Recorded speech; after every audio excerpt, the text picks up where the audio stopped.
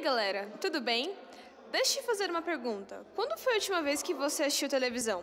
Ou que ficou sentado na frente da TV esperando o jornal começar para saber o que está acontecendo? Não é só você que nos dias de hoje não assiste televisão com tanta frequência, ou escuta rádio, ou lê algum jornal. Hoje em dia nos informamos, nos divertimos tudo através da internet e nem percebemos como tudo mudou. E bom, é sobre isso que a gente vai falar no nosso vídeo. A pressão que a internet fez e faz nas mídias de massa e como a gente nem percebe. Prazer, eu sou a Yasmin. Eu sou a Nicole. Eu sou a Universal. Eu sou Esther e somos estudantes do Instituto Federal Campus São Miguel Paulista e cursamos o curso Produção de Áudio e Vídeo integrado ao ensino médio do primeiro ano.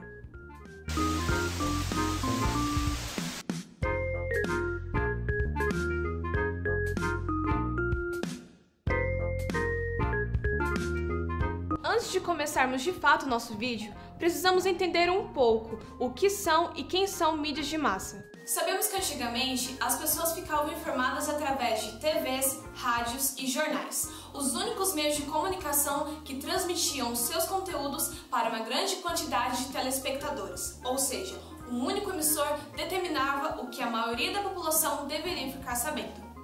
Naquela época não tinha muitas escolhas de informações. Tudo bem que você poderia mudar o canal da TV ou mudar a sintonia da rádio, mas se pararmos para pensar, eram poucos os donos das emissoras, políticos e donos da elite que determinava o que você deveria ficar sabendo. Tá, mas como que as pessoas acreditavam nas transmissões sabendo que as emissoras poderiam muito bem mentir? O jornalismo, uma fonte de conhecimento que reforçava a ideia de informação segura. As pessoas acreditavam no que as emissoras transmitiam, pois como poderia um jornalista mentir em meio ao público? Era uma estratégia para se obter cada vez mais telespectadores. Era chato, não era? Um único emissor determinar o que eu deveria ficar sabendo, sendo que tenho os meus gostos, as minhas ideias, os meus pensamentos e modo de vivência diferente dos demais. Ah, e só por curiosidade, a primeira emissão de TV no Brasil foi em 18 de setembro de 1950 pela TV Tupi, em São Paulo, por Assis Chateaubriand. Agora que você já sabe quem são essas mídias de massa, a gente precisa entender um pouco sobre como a internet surgiu. Tudo começou em 1957, quando a União Soviética lançou o satélite Sputnik. Mas vale ressaltar que na época que isso aconteceu, o mundo vivia um conflito chamado de Guerra Fria. A Guerra Fria foi o conflito ideológico, político, militar entre os Estados Unidos e a União Soviética, que atualmente é a Rússia. É de se imaginar que a potência americana não ficou nem um pouco feliz com o avanço soviético. E em 1959 foi criada a ARPANET, que tinha como objetivo criar uma rede de troca de informações e facilitar a troca entre elas. Foi a perfeita junção entre militares e universitários. Em 1969, ocorreu a primeira tentativa de troca de informações entre as universidades de Stanford e UCLA. A palavra escolhida foi a palavra login, porém apenas a letra L e O conseguiu chegar ao seu destino final. Alguns anos depois, várias universidades começaram a se juntar à rede, e os militares ficaram um pouco incomodados com isso. Por isso se separaram e criaram sua própria internet, a Milnet. A internet, na década de 1990, apresentou uma grande evolução, agora que ela é separada da internet dos militares e os universitários puderam ter mais liberdade com ela. Por isso mesmo, na final da década de 80, Tim Berners-Lee, que era um universitário, queria usar as pesquisas e os trabalhos da universidade ao mesmo tempo como uma forma de compartilhamento. Mas só em 1990 que a gente conheceu o WW, World Wide Web. Junto com o www, ele criou o HTML e o HTTP. Mas o que seria isso? O HTML é a linguagem usada entre os computadores e para a criação de websites.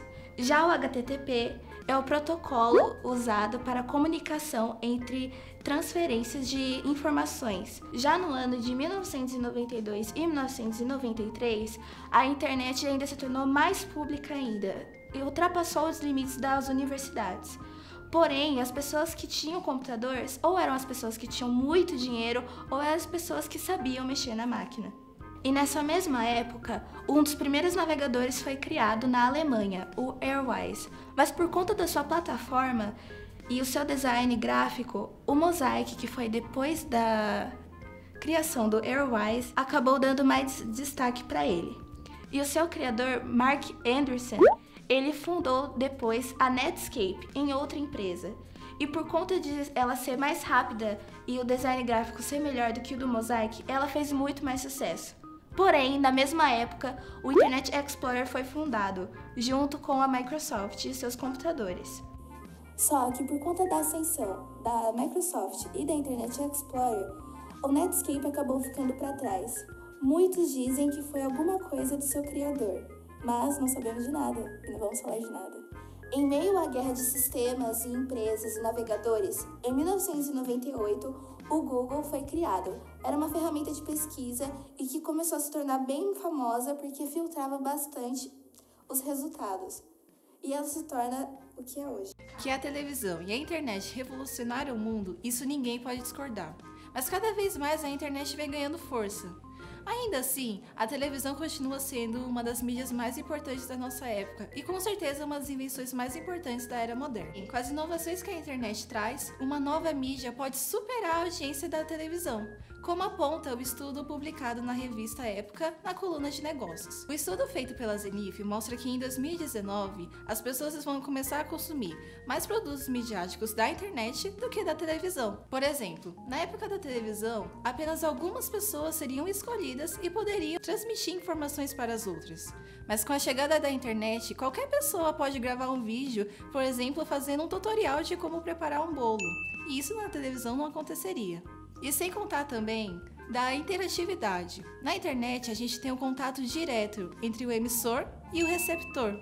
Enquanto na televisão, aos poucos a gente vem ganhando essa interatividade, com hashtags, votações e até programas que o próprio público interage mais. As emissoras também estão criando programas de streaming, como já foi explicado, para poder entrar nesse mundo da internet. Com isso, podemos concluir que cada vez mais a internet vem ganhando força e as pessoas que antes talvez nunca estariam nos holofotes estão vindo.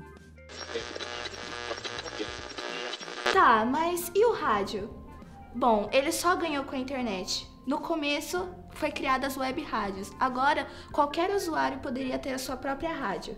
Ele acabou não se preocupando muito com a grandiosidade que a internet está se formando. Por isso, a rádio usa a internet como forma de publicidade, como a criação de contas em suas redes sociais e o uso da internet para propagar ainda mais a rádio.